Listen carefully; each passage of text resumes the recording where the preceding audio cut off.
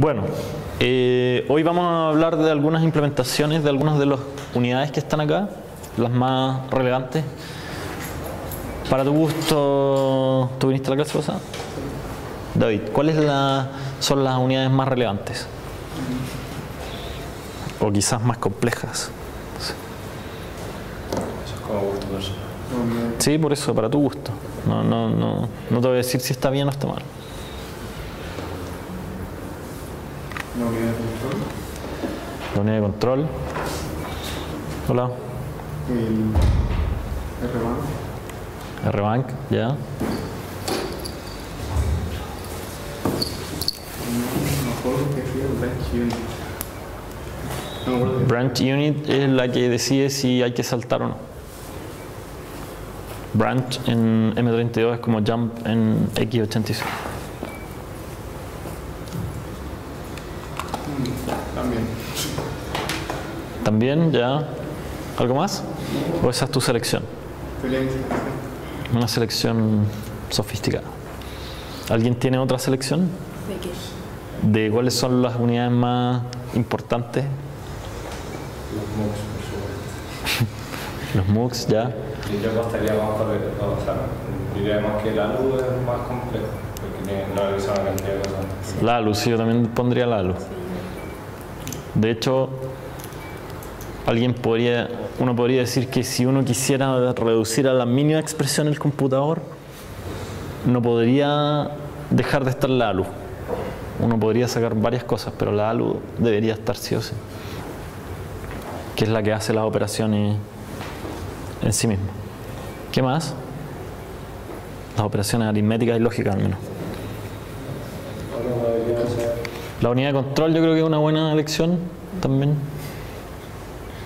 Bueno, hoy día vamos a hablar precisamente de la ALU, la unidad de control, RBank, Branch Unit no, y no sé si algo más. O RCell parece que vamos a hablar. Sí. Ya. Bueno, la ALU está implementada de la misma manera que alguna vez implementamos una calculadora lógica de 2 bits en una mini tarea y en un trabajo grupal hace un tiempo. ¿Se acuerdan? Claro, lo tienen en la memoria como si fuera ayer. Donde la idea es que hay dos entradas, ¿cierto?, que queremos operar entre sí. Y además tenemos una tercera entrada que nos va a especificar una cierta operación, que es la operación que vamos a realizar entre esas dos entradas, entre las dos primeras entradas. Entonces aquí está X, y por otro lado está op_alu, que viene en 4 bits. En este caso X e Y, ¿en cuántos bits deberían venir? En 32, porque esto es de M32 y M32 está en 32 bits. Y por otro lado viene sein, que es el carry que le estamos agregando a esta operación. A veces se usa, a veces no. Si se fijan acá está X como entrada, está Y, y aquí está la op_alu, que es una señal de control. O sea, la unidad de control es la que determina cuál es la operación que se va a realizar. X e Y ya vimos que pueden venir de distintos orígenes, ya registros o inmediatos, etc. Y este carry, si se fijan, viene del registro de control. Como que aquí hay un feedback que realimenta ese carry. ¿Sí?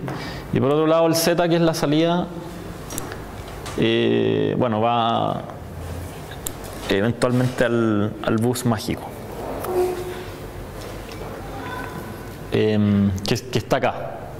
Ahora acá también hay unas salidas que son de estado, ¿cierto? Está esta B, C, S y Z, algunos de los cuales vamos a especificar ahora. ¿Se acuerdan qué es lo que hacíamos? Adelante, hola. ¿Se acuerdan qué es lo que hicimos esa vez cuando hicimos esa calculadora lógica? ¿Cuál era el principio de funcionamiento general?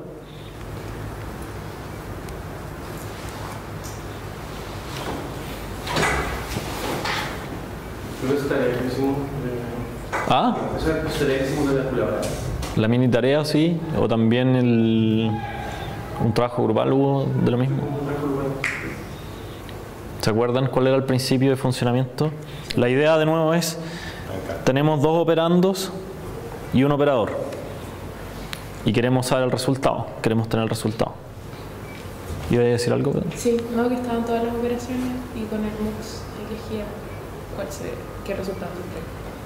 Claro, exacto. La idea general es realizar todas las operaciones simultáneamente, independientemente de cuál es la que se esté pidiendo en este caso en particular, y ponerlas como entrada en un MUX y usar el MUX para seleccionar, hola, adelante, usar el MUX para seleccionar cuál es la entrada que vamos a, cuál es la operación que vamos a entregar como resultado. ¿Sí? Por lo tanto, ¿cuál debería ser la entrada de selección del MUX?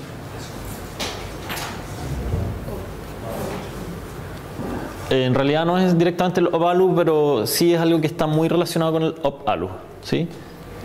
En principio podríamos decir que es directamente el OP-ALU, pero en este caso lo queremos complicar un poco más, poniéndole...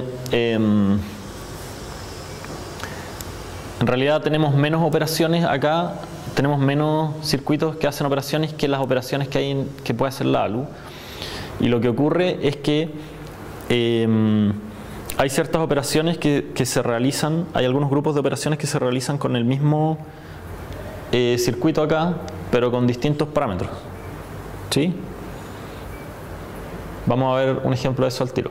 En todo caso, las operaciones que están acá son AND, OR, XOR, SLL, que son un shift a la izquierda, SRL, que es un shift a la derecha, y SRA, que es un shift a la derecha, pero que mantiene el signo. ¿Se acuerdan de eso? Y un sumador. Ahora,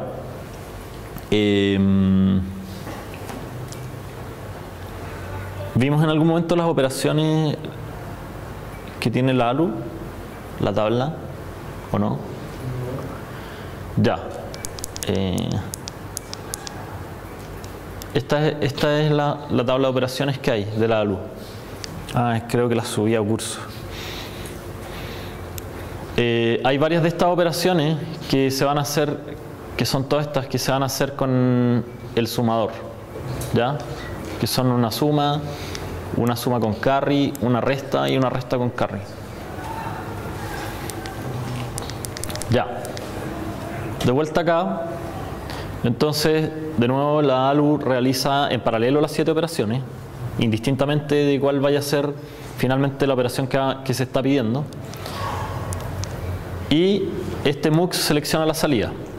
Y además selecciona, la salida no es solamente el Z minúscula, que sería el resultado de la operación, sino que además son los bits de estado. ¿Ya? Entonces en verdad el MUX no tiene 32 bits, sino que tiene, en este caso, 34. ¿Sí? Aquí hay un error porque ese debería ser Z minúscula para ser coherentes con esto.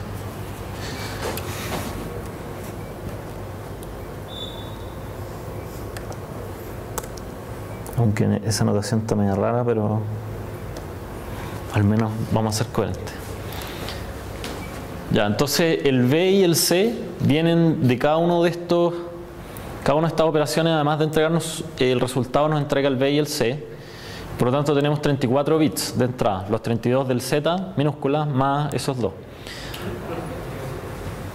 B, C y Z mayúscula no son de un bit. B, C, S y Z mayúscula son de un bit. Pero S y Z no los entregan estos, sino que se calculan a partir de Z, como se ve acá. Esa notación no entiendo bien, que en el cable del S sale Z31. Claro, ese significa que el bit más significativo de Z es ese, que es el signo, en verdad. Y ese es uno de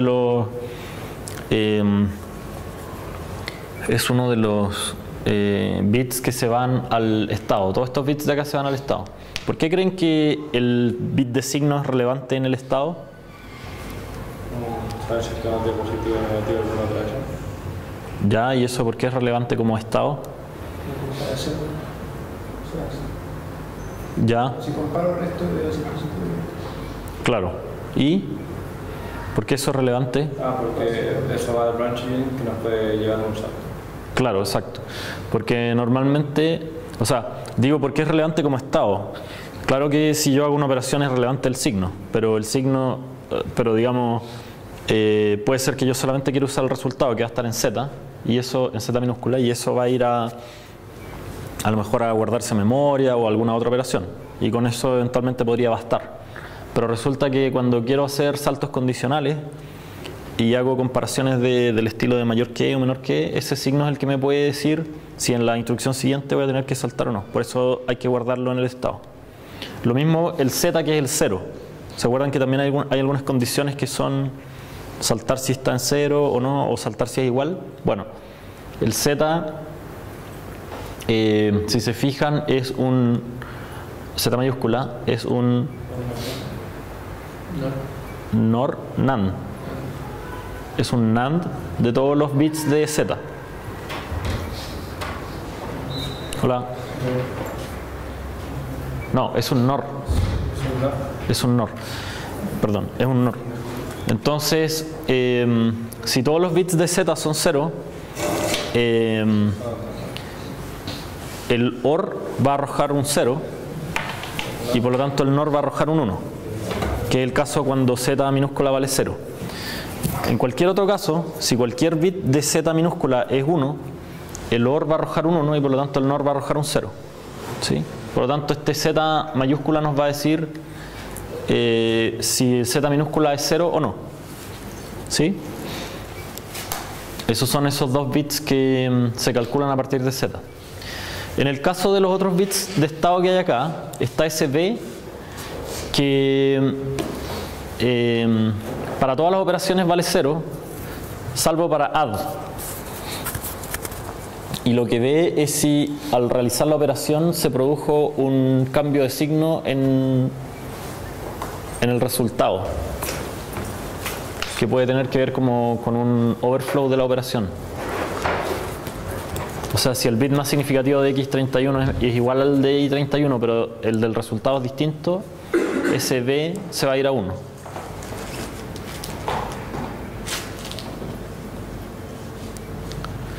Por otro lado, el carry, en el caso de add, se va a hacer igual al carry de la suma. O sea, va a ver si quedó algún bit sobrando en la suma como bit más significativo, se va a ir a ese carry. Y en el caso de todas las otras operaciones, se va a hacer igual al carry de entrada, que es este carry que entra acá y que eventualmente sale por aquí. ¿Sí? ¿Alguna pregunta?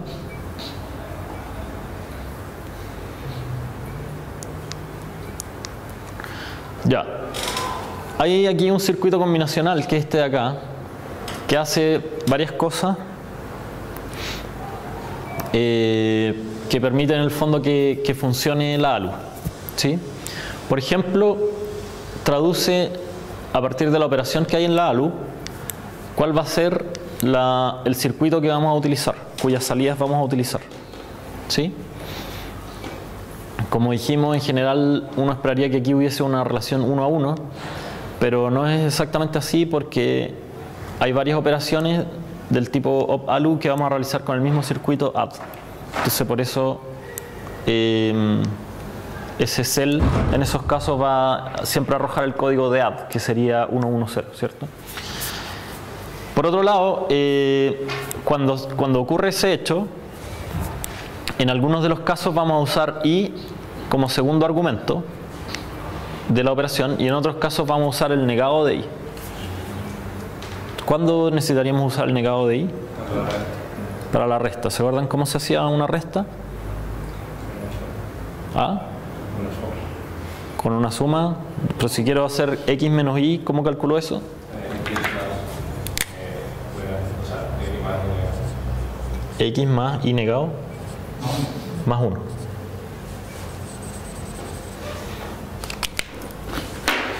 Entonces, este circuito me va a permitir que para las restas ahí aparezca un y negado. ¿Qué es lo que va a entrar? Ok, esto no lo dijimos, pero aquí entra i y entra este mux.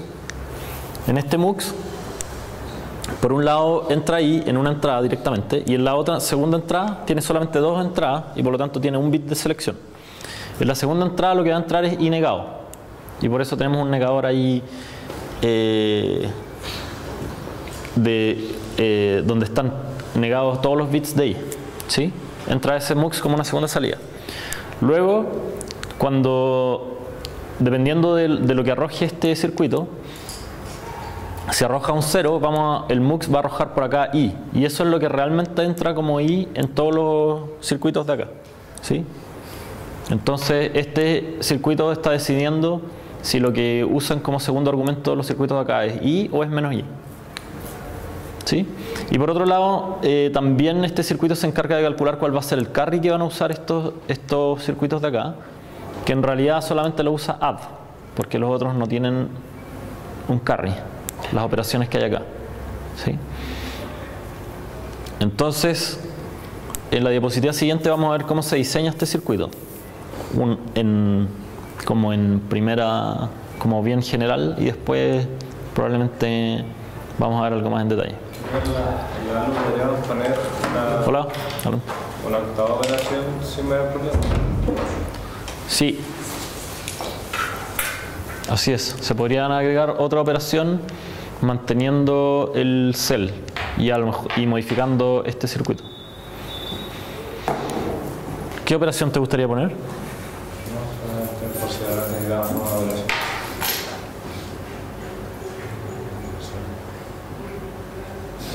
¿Es multiplicación? No. ¿Esa te gustaría? Sí. Muy bien. Vamos a considerarlo. Yo tengo la patente de M32.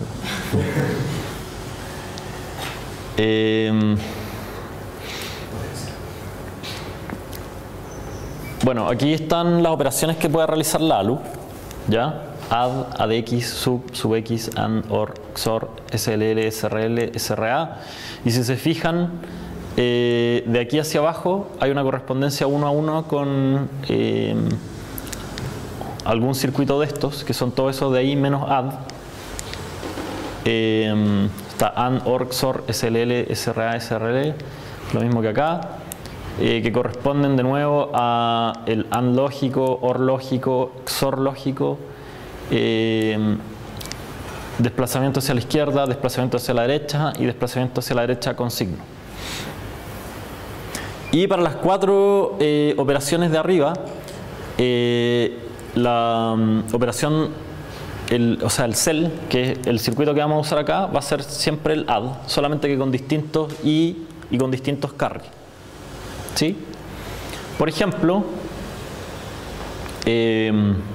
son esos 4 acá, que son los 4 que están en esta tablita de acá, para explicar un poquito más. Por ejemplo, si hacemos un add, que es simplemente x más y, el cell que vamos a usar es 110. En todos estos casos es 110, que es el que corresponde al add. O sea, siempre vamos a estar arrojando por acá la salida que nos arroja el add y no las de todos estos otros. Pero ese x más y, la implementación es, si quieren, es x más y, lo cual quiere decir que acá en i o i negado vamos a usar el 1 para poder usar i, y en el carry vamos a tener un 0, ¿sí? Sería como hacer, si quieren, x más y más 0, ¿sí? Luego en el add x, que es una suma con carry,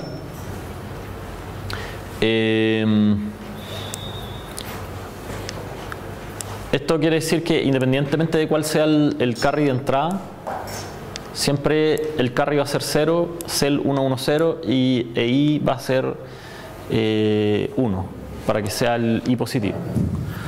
En el caso del add con carry se mantiene el mismo cell, pero el carry va a depender ahora del carry de entrada. ¿Sí? Si el carry de entrada era 0, este carry va a ser 0, y si el carry de entrada era 1, va a ser 1. O sea, es c igual a sein. Y la operación que se calcula es x más y más el carry.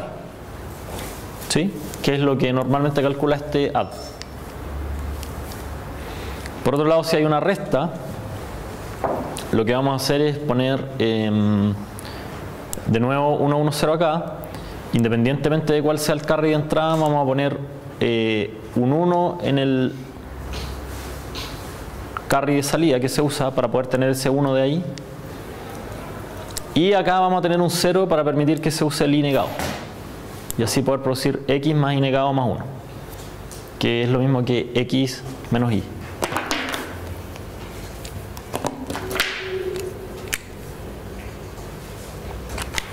¿Sí? ¿Alguna pregunta? Entonces, de nuevo, usando esta estrategia, ese circuito nos permite hacer que el add pueda realizar las 4 operaciones que necesitamos. Ya, eso fue todo respecto a la ALU. Por otro lado, el registro síncrono, que es el que usa M32, es un registro que está hecho con flip-flop data. ¿Ya? A diferencia de lo que dijimos en algunas clases anteriores, que normalmente en las CPU actuales los registros están hechos con SRAM. Entonces lo que ocurre acá es que hay un flip-flop data que tiene un reloj, y acá tenemos un MUX que nos permite hacer que, el flip-flop data estar alimentado con este reloj. Lo que está ocurriendo es que el flip-flop data, cada pulso de reloj está recargando su valor. ¿Sí? Se está escribiendo con el valor que entra por acá. Y lo que nosotros queremos entonces es que se escriba solamente cuando esté este write. Entonces, para poder hacer eso, lo que hacemos es poner un MUX que hace que si el write está en 1, lo que se va a escribir en el flip-flop data es lo que llegó por la entrada, que es lo que viene eventualmente de nuestro bus mágico. ¿Sí? Ahora, si el write está en 0, lo que se escribe es exactamente lo que había en el flip-flop data antes. Entonces el valor se mantiene. ¿Por qué se hace esto de esta manera? Porque queremos que el flip-flop data cambie justo cuando se produce el pulso de reloj, para que sea síncrono con todos los procesos. Piensen que hay muchas cosas que están ocurriendo muy rápido, y si hay una descoordinación, de repente como que el registro se cambia su valor un poquito después, eso puede hacer que la instrucción que se ejecute finalmente use un valor que no era el que nosotros esperábamos que existiera. Entonces, la intención de esto es hacer que la carga del flip-flop data ocurra lo más sincronizado posible con el pulso de reloj. ¿Sí? De hecho, por ejemplo, quizá otra implementación posible sería poner un AND acá, pero quizá eso podría ser más lento. Digo, en vez de usar el MUX, poner un AND entre el write y el reloj.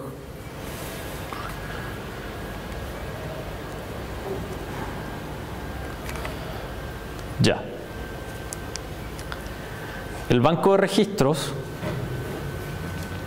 sigue una lógica más o menos análoga a la de la ALU. ¿Ya? Si recuerdan, en la ALU dijimos que íbamos a hacer muchas operaciones y al final íbamos a usar un MUX para seleccionar cuál de esas operaciones era la que cuyo resultado íbamos a usar como resultado de la operación de la ALU. Acá tenemos muchos registros y tenemos dos salidas, RS1 y RS2, que están seleccionadas con S1 y S2. Quizás para refrescar un poco, estamos hablando de este elemento de acá. ¿Se acuerdan? Hay dos salidas de registro, RS1 y RS2, que se seleccionan con S1 y S2. Y por otro lado hay una entrada que viene del bus mágico que podría eventualmente escribir un registro. Y eso se selecciona con el D.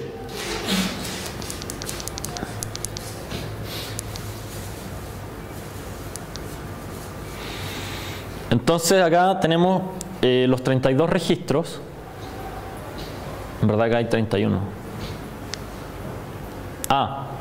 Ya, sí, es que en M32, al igual que en otras arquitecturas, el R0 siempre tiene un valor de 0. Eso no lo habíamos dicho, pero se usa, es una convención y se usa para hacer algunas operaciones básicas. Entonces, en el caso, el 0 está conectado simplemente a un valor 0, pero todos los otros registros están conectados a un registro síncrono como los que vimos aquí, como ese. Y las salidas de esos registros entran cada una de ellas a dos MUX. Un MUX que va a seleccionar cuál es RS1 y otro MUX que va a seleccionar cuál es RS2. ¿Sí? Ahora, ¿cuáles van a ser las entradas de selección de esos MUX? S1 y S2, exactamente. O sea, por ejemplo, si en S1 entra un 0010, el MUX va a seleccionar esa salida, que es la que viene del registro 2, esa entrada, perdón, y eso es lo que va a arrojar por la salida. ¿Sí? Por otro lado, tenemos acá la entrada RD que entra también a todos los registros. ¿Cómo se hace para seleccionar cuál registro se escribe y cuál no? Con el DEC. Con el DEC, que es un decodificador. ¿Ya? ¿Y qué es lo que hace ese decodificador? Le entra DEC, que es el registro que yo quiero modificar, ahí va a seguir 0 1 y depende de si llega un 0 1 a un registro, se va a editar un nuevo registro. Exacto. Aquí hay un D que es el que me dice el índice del registro que se va a escribir, y el decodificador me va a entregar puros ceros, salvo en la salida que corresponda a ese índice, lo cual va a habilitar para escritura el registro que corresponde. ¿Sí? Ya, y además el reloj entra a cada uno de los registros para que puedan tener el sincronismo del cual hablamos, que es esta entrada de acá, ¿cierto?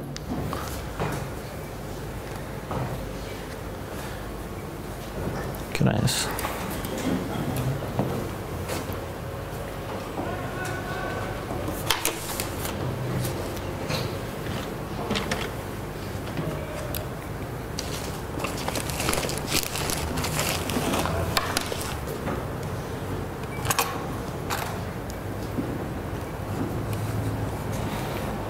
Se me perdió mi teléfono. Quería ver la hora. ¿Qué hora es? 5 para las 11. 5 para las 11. Acá está. Ya.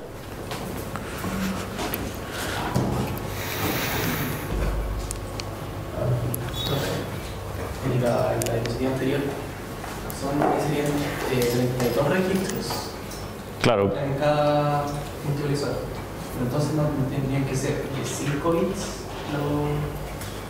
Sí. Aquí son de 4 bits. O sea, 000, 0001.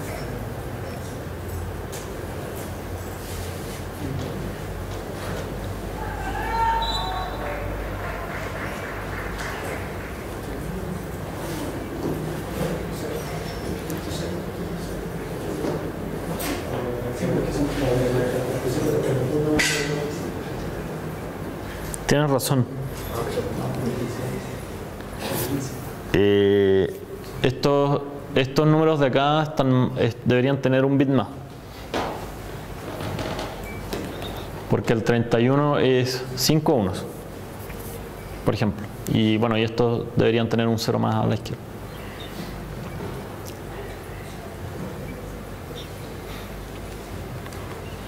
¿Alguna otra pregunta u observación?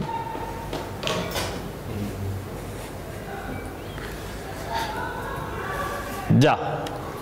Entonces, por otro lado está acá el selector de registros, que es el RCL, el que está aquí.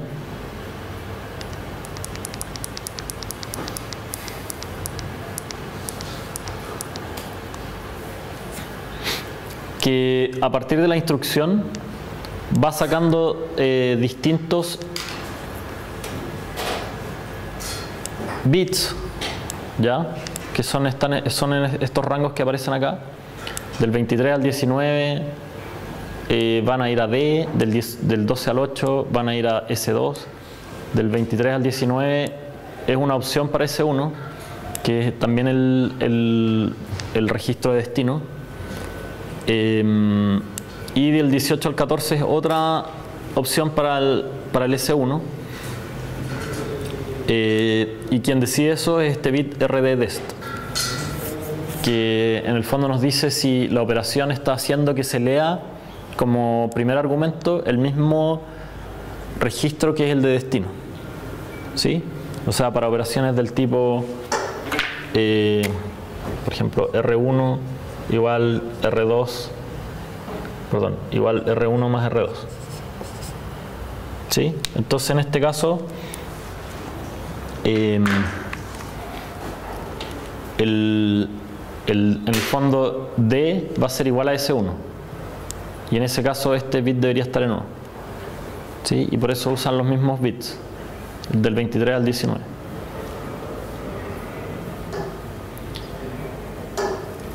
A ver, no sé si recuerdan, en algún momento hablamos de que la instrucción, que en este caso tiene 32 bits, trae codificado varias cosas. Por ejemplo, aquí trae un opcode, y eventualmente si es una operación entre registros, aquí deberían venir codificados los registros que se usan, ¿sí? En algunos bits dentro de la operación, dentro de la instrucción. Esos bits de ahí son los que van a corresponder a estos de acá. O sea, del 12 al 8, cuando hay una operación que tiene un segundo argumento, va a venir el segundo argumento. Del 23 al 19, cuando hay una operación que tiene un registro destino, va a venir el registro destino. Y del 18 al 14, cuando hay una operación que tiene un primer argumento, viene el primer argumento. El registro viene codificado el índice del primer registro. ¿Sí? Entonces esta es la forma que RCL se implementa, de manera de tomar esa información que viene desde la instrucción, ¿cierto? Y permitir seleccionar los registros que están involucrados en esa operación. ¿Sí? Ya. Finalmente, la unidad de control es un circuito secuencial muy complejo, y que por lo tanto no vamos a ver acá en detalle. El semestre pasado unos alumnos hicieron como proyecto una versión simplificada de la unidad de control en Logisim. Así que si alguno de ustedes no tiene proyecto y quiere, puede trabajar también terminando eso.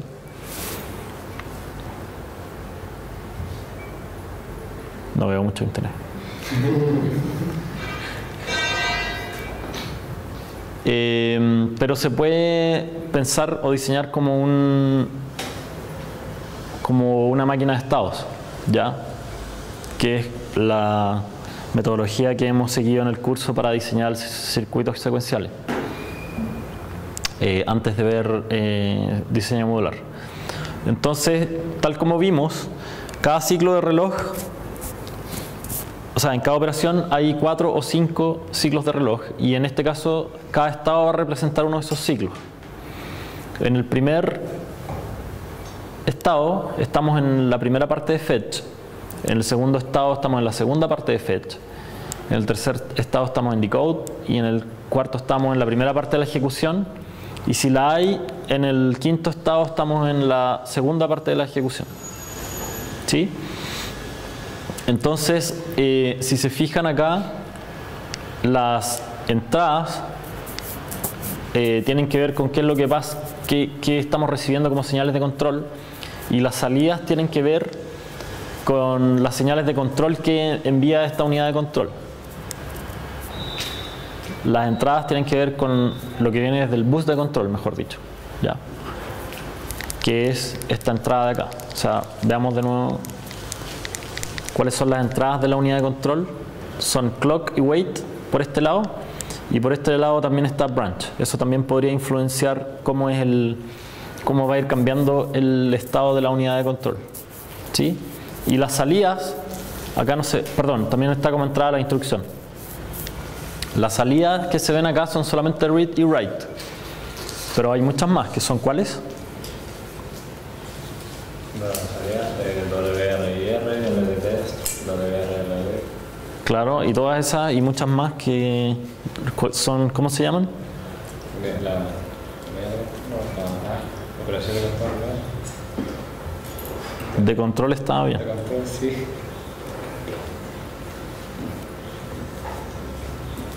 ¿Cómo se llama eso? Son las señales de control, ¿ya? Que son estas que entran a cada uno de estos. Recordemos que la unidad de control es la que va haciendo que todas estas unidades se vayan coordinando y realizando las operaciones necesarias para poder ejecutar la instrucción que queremos ejecutar. Entonces las salidas de la unidad de control más relevantes, bueno, aparte de este read y write, son cada una de esas señales de control. Y por eso como son tantas, por eso también es un circuito complicado o complejo. Entonces, si estamos en fetch 1, recordemos que lo que queríamos hacer era AR igual a PC, o sea, poner en el bus de direcciones del PC para ir a buscar la instrucción que queremos ejecutar. Eso es lo que se hace en fetch 1. Y aquí, independientemente de la entrada, lo que se va a hacer es setear todas las señales que dijimos. ¿Sí? Por ejemplo, en op isel vamos a tirar un 0, en op algo un 0101, etc. Que esto debería coincidir con lo que teníamos en la tabla que vimos en la clase pasada de las señales que se arrojaban en fetch 1.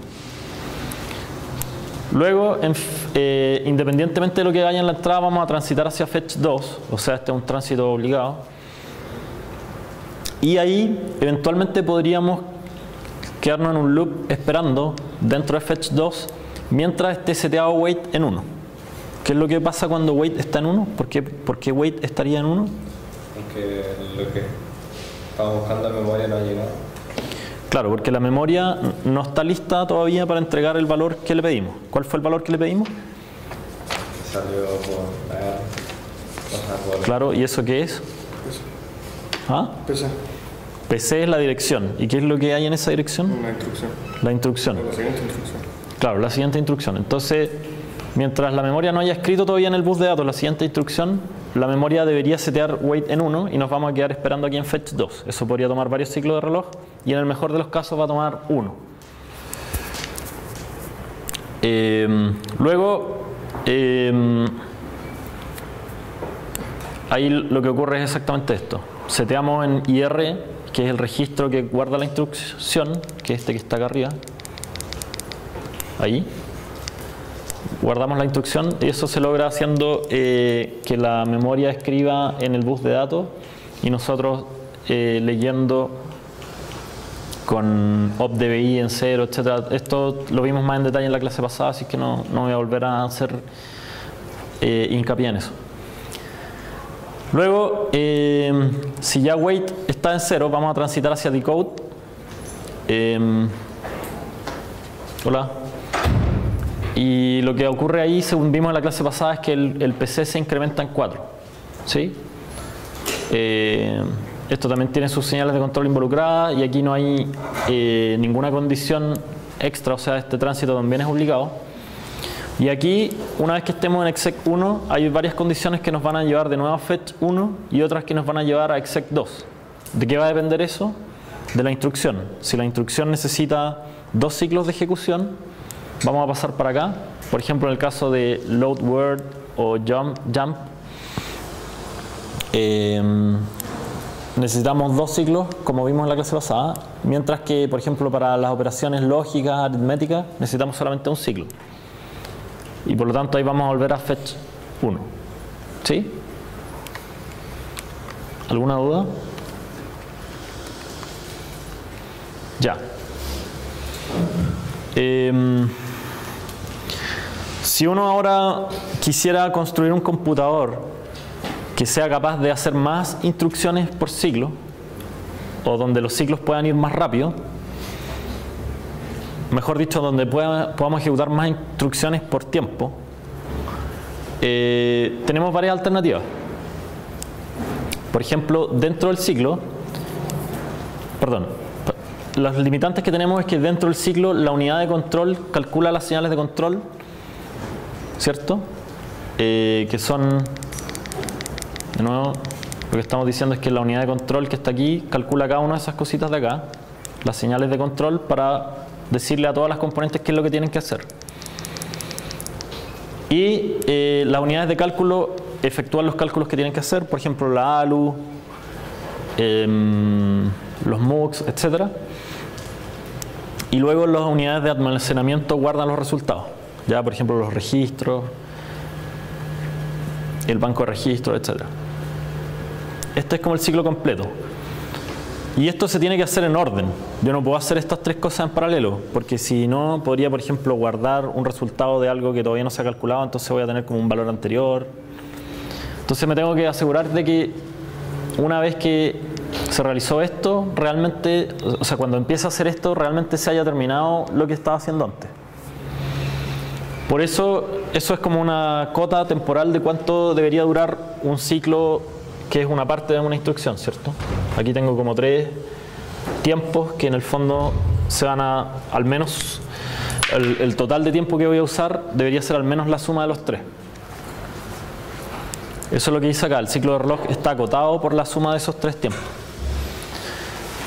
Y por lo tanto, si queremos acelerar la CPU, lo que podemos hacer es hacer transistores más rápidos, con lo cual podemos hacer que la unidad de control calcule las señales de control más rápido, que las unidades de cálculo también efectúen sus cálculos más rápido y también que las unidades de almacenamiento guarden sus resultados más rápido. ¿Qué sería un transistor más rápido? Bueno, nosotros hemos hablado, no lo hemos visto formalmente, pero el transistor, si yo le aplico una señal en su compuerta, la conductividad de esto va a ir creciendo con el tiempo y muy rápidamente va a llegar a ser muy alta, con lo cual esto va a conducir. Ese periodo de tiempo está relacionado con el retardo que tienen, por ejemplo, las compuertas, ¿sí? Con el hecho de que si yo tengo, por ejemplo, una compuerta AND, donde tengo un 1 y un 1, y por lo tanto la salida es 1, si después cambio esto a un 0, ¿cuánto se va a demorar en verse el 0 acá en la salida? ¿Sí? Ese tiempo de retardo, del cual hablamos hace hartas clases atrás, ese tipo de tiempos de retardo son los que me ponen cota en estos tiempos de acá. ¿Sí? Por lo tanto, una solución sería hacer transistores más rápidos y con eso yo lograría a lo mejor que este retardo sea más pequeño y puedo comprimir el ciclo. Otra alternativa sería mejorar la tasa de instrucciones por ciclo. ¿Cuántas instrucciones por ciclo tenemos acá en M32 según lo que hemos visto? ¿Ah? Dependiendo de la instrucción, 1 o 0,5. 1 o 0,5. ¿Alguna otra opción? ¿Quiénes están de acuerdo con 1 o 0,5? 1, 1, 1. Nadie más tiene otra. En verdad lo que hemos dicho es que se puede hacer una instrucción cada 4 ciclos o cada 5 ciclos. O sea, sería un cuarto o un quinto de instrucciones por ciclo. ¿Sí? O sea, si tenemos un reloj que está oscilando a 1 MHz o a 1 GHz, si quieren, tendríamos algo así como 250 millones de instrucciones por segundo o 200 millones de instrucciones por segundo. ¿Sí? En el mejor de los casos, porque si la memoria se demora más, que es lo que realmente normalmente va a pasar, eso se puede reducir muchísimo. Lo otro es disminuir los tiempos de cómputo, ¿ya? Que serían las señales de control y los cálculos. En ese sentido, la existencia de decode, por ejemplo, podría permitir precalcular algunas señales de control que vienen después, ¿sí? Porque en ese podemos aprovechar ese mismo tiempo para tener listas las señales que vamos a enviar en el execute.